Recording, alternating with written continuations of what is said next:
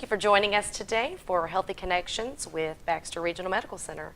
I'm Jody Bodenhammer, and we'll be right back after this short break.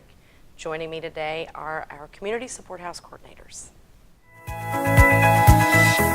Hello, and thank you for joining us. This is Healthy Connections with Baxter Regional Medical Center's Community Support Houses. I'm Jody Bodenhammer, the coordinator at the Rappel Diabetes Learning Center. And joining me today, I have some special guests. I'm going to just let Diane take off. Diane Van Gulik is our coordinator at the Maruck Family Education Center on Aging. And Diane, tell us a little bit about the support groups that you have going on throughout the month of March. Sure. So we have a support group for people living with Parkinson's disease, and that meets the first Thursday of each month at 1 o'clock.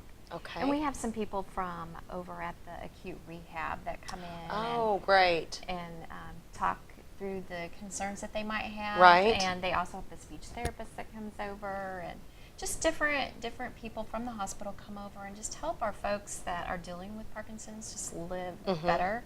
And I know we could spend a whole show talking about your Rock Steady Boxing, but Parkinson's Awareness Month. Right, we'll talk about that in next month's segments. Yeah. But just a real quick reminder that Diane has taken it upon herself to become certified and help with our Rock Steady Boxing program, which is geared toward the Parkinson's patient. Right, yeah, it's an exercise program for people with Parkinson's. Just another way we can help enhance their life. Keep them moving and living well. Yes, and my gosh, the progress that we see with patients who are having some mobility issues or maybe even some balance.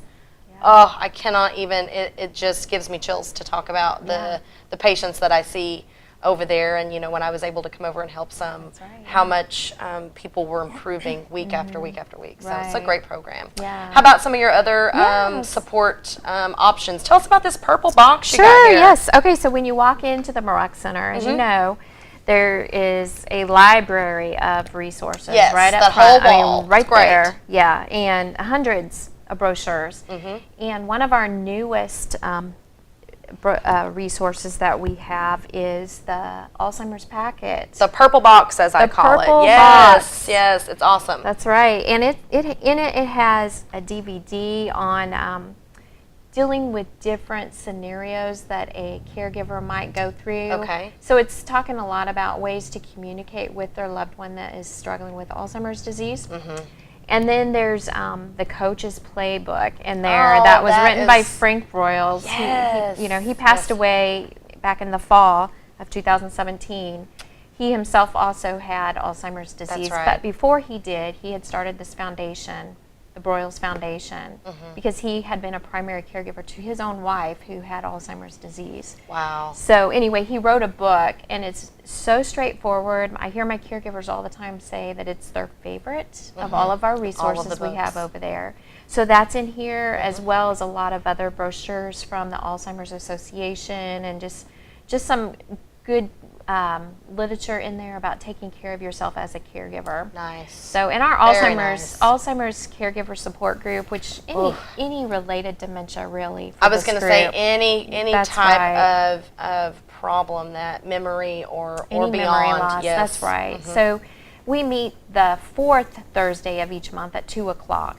Okay, and we focus in on what Alzheimer's disease is, what the dementias are, how to communicate, the different behaviors that you might expect. And there are some different behaviors sometimes. Sometimes it's very comical, other times it's very stressful. That's right. Well, my caregivers tell me that if they don't laugh, they're going to cry. Yes, so we said that often. They try to find the humor in it, they accentuate the positive, and just, to me, it's about being able to, I know for a lot of us, as we have gone through the caregiving with our family members and maybe with different diseases, just being able to be there with your family member. Right. They may not remember, they may not have a recollection of what's going on the next day, but as the caregiver that you are doing the best you can. And that's very important and can be very stressful for the caregiver to not have that extra support. So great resources. Yeah. Tell us, all these resources are available at the Maruck Center. Every day of the week, Monday Yep, through Monday Friday, through you're Friday. open. Yep. So we also, I want to mention, we also have a group called Better Breathers. Oh, yeah. So that's for people that are living with COPD. Mm-hmm. And we have someone from the hospital, Karen Azell, who's been leading that group for 10 plus years now. Yes. It's a very active group. They take very good care of themselves, Good. each other. A great support system right there for them. Great. And they give tips and strategies, ways to deal with the lung conditions that they have, how to breathe a little bit better. And this, during the winter time, it's a little harder for these people with COPD. This is a tough time for anybody with respiratory issues. In and out of the hospital, and so Karen takes really good care of these people, helping them as they're dealing with the hard time of year too. And that's your Better Breathers. Better Breathers. They meet the second Friday of each month at 2:00, and they always have great food. I have to say, I love it. Always, Karen brings the spread for them. Anyone can come to that one, right? Yeah, Right. that one might be open for us. So right, and then we have our safe driver class. I was going to say, talk to us about is it AARP sponsored? That's yes. right. That's right. And Paul Maruck, he Oh, is. love some Paul Maruck. I have Gosh, people that tell guy. me all the time the Yes. reason they come back to our safe driver class is because of Paul Oh, Maruck. because of Paul. Sweet. Yes. And his wife Janet always puts out a wonderful spread. Yes, again more on the food. food. Yes, That's right. We like our food. So That's great. Yeah, it's a fun class. That's the first Monday of each month, and Okay. we do require registration for that one. Well, tell us how to get in touch with you at the Maruck Center, and again, anytime resources are needed or support is needed, I'm going to encourage you guys out there to call Miss Diane over That's at the right. Maruck House. So just give us a call at 508-3880. Great. And we'll be happy to put you in touch with our support group leaders, whatever you're looking for. Great. We'd be happy to help you. Awesome, awesome. Well, I'm going to turn it over now. Speaking of driving, let's talk about teenagers. Because I know that we have some concerns with our teens and what kind of support that they have. And one of the great resources that Stephanie has to offer down at the Schliemann Center is a safe sitter class. And what mom and parent doesn't want a babysitter who has been trained, who's been certified, who can get to the house at an appropriate way and fashion, and then also take care of our children in a safe fashion. So, Stephanie, you're coming to us from the Schliemann Center for Women's Health. Yes. And tell us a little bit about your Safe Sitter program. So the Schliemann Center. So we offer, it's a national program called Safe Sitter. It's taught by a few registered nurses that come courtesy to us from the Klein Emergency room, yes. And those girls know how to deal with an emergency, let me tell you. And they're very good with the girls. Yes, they're they very are. good with the girls. They're very Yes. hands-on, and they answer any questions. And I've heard some questions, and they still manage to answer them anyway. Yes. We do it during the summertime when school is not in session. Right. So we'll have a session June 6th and 7th, July 11th and 12th, and August 1st and 2nd. Yes. Those classes fill up very quickly. I was going to say, that's why we're talking about them now. Right. Because I know some of you out there have heard about this program, and you've tried maybe to get your daughter or your granddaughter or maybe your niece or your nephew, anybody into these classes, really. And I think it's the one time that you do sometimes allow guys. Every once in a while, one sneaks through. Every once in a Yes, while, one will yes. sneak through, and there's a need for it, Yes, and we there is. understand that. There is, there is. Our whole idea is to educate. right. We educate females, but if a boy wants to come in and learn how to save a child's life during, while he's watching, Absolutely. then there's no harm in that at That's all. right, that's So right. actually, we have 9 girls on the waiting list so far. So now that we've opened it up, we'll give them a call. But it's a fast growing crowd. It is. It's offered over 3 months. So they teach life-saving techniques. I was going to say, they go through the whole, whole process. CPR process, too. Well, yes, and what to do if someone knocks on the door, who to call. They have emergency numbers, Oh, that's great. ready. But basically, it's very emotional to watch. Towards the end of the second day, parents come and observe what they Right. were taught, and so they role play and they give scenarios. Little Timmy's in a pool. You walk out and you find him. What do you do? And it's basically to keep him alive until until paramedics can come. Right. But they also teach the girls how to talk to 911, how to keep their cool, you know, how to give directions, and again, all that is ready for them on a refrigerator. They make them repeat it over and over again. But then it's just basic techniques: how to apply a Band-Aid, you know, how to clean up a wound, you know, how to call the parents and not sound too frantic. Right. So it's all encompassing. And that is very important too. Yeah, Yes. no one wants to get that. No one wants to get that call, Yes. you know. And it's like, it's no, it's fine, but you don't sound like it's fine. Yeah, right. So they teach you how to handle all situations. Well, and what I love is they not only, I mean, obviously we're focused in that class. They're focused in that class on the baby or the child that the person is caring for.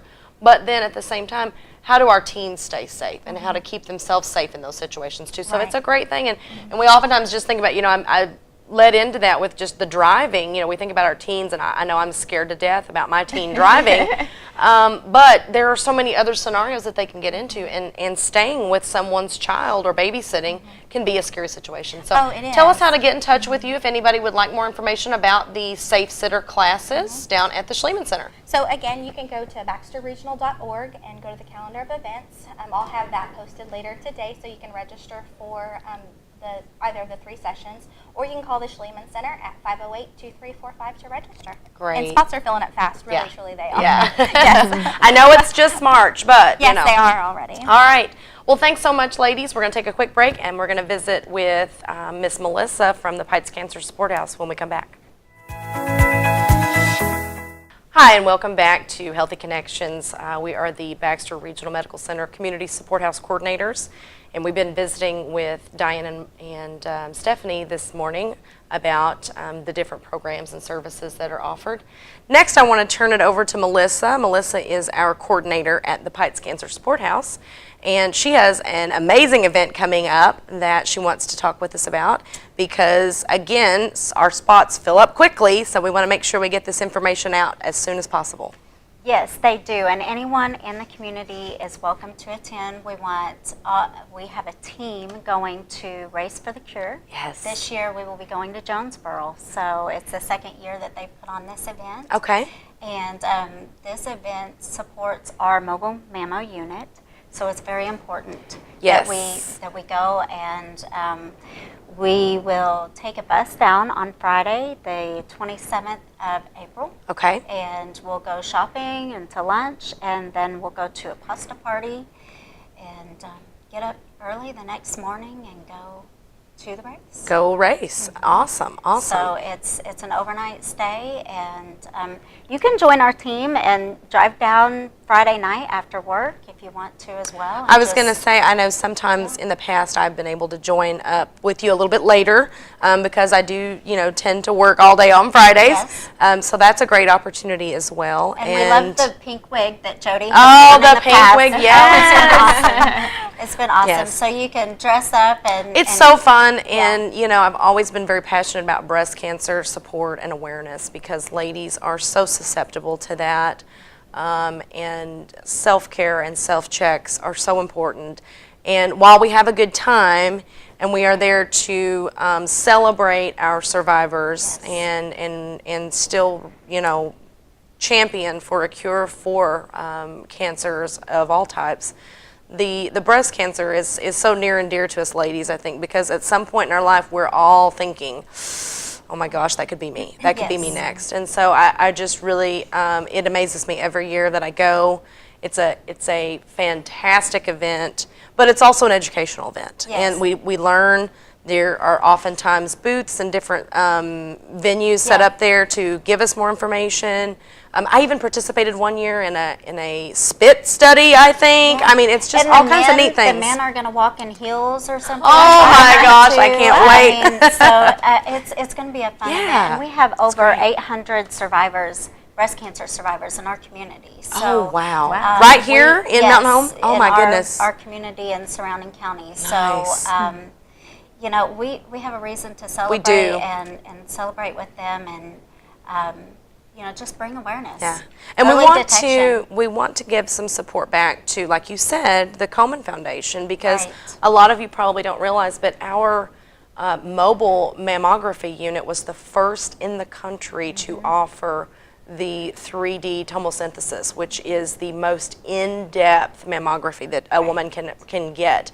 And we offer that on the road. I mean, we have it here at the Baxter Regional Hospital at the Medical Center, which is very amazing as well. But to put that in a bus, to put that in a mobile unit was just unbelievable. You know, and our team went several places around the country showing off our mobile unit because we were the first to have that technology. Couldn't have done that without the Coleman Foundation and the support that we continue to get. So we like to give back. We like to go and show our support. And certainly the Coleman Foundation is always out there advocating for breast cancer screenings and awareness and celebration of that breast cancer survivor. Right. So I think yeah. one of the benefits of the mobile unit too is it takes it to them. Yes, I mean, exactly. it takes them. You know, they can have a mammogram screening in their own county, in their Well, own yeah, town. sometimes even often at their work. You know, I know it goes exactly to the schools. You know, we think about school teachers oftentimes, and I have so many dear friends that are school teachers. They cannot get away during the day because, hello, they're at school taking care of our kids.